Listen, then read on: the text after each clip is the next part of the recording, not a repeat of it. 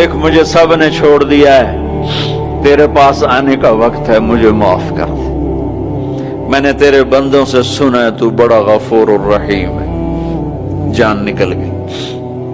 اللہ تعالیٰ نے موسیٰ علیہ السلام سے فرمایا، موسیٰ میرا ایک دوست وہ جنگل میں مر گیا ہے، جاؤ اس کے جنازے کا انتظام کرو اور اعلان کر دو جو اس کے جنازے میں شریک ہوگا اس کو بھی معاف کر دوں گا۔ کون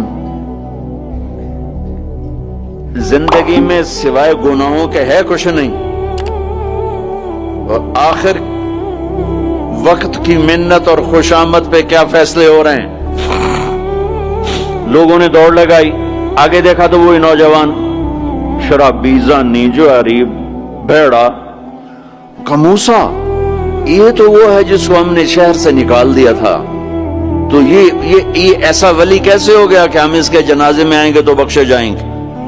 تو موسیٰ علیہ السلام نے اللہ سے پوچھا، یا اللہ تیرے بندے کہہ رہے ہیں کہ یہ بہت برا ہے، تو کہہ رہا ہے میرا دوست ہے، تو اب میں کیا کروں؟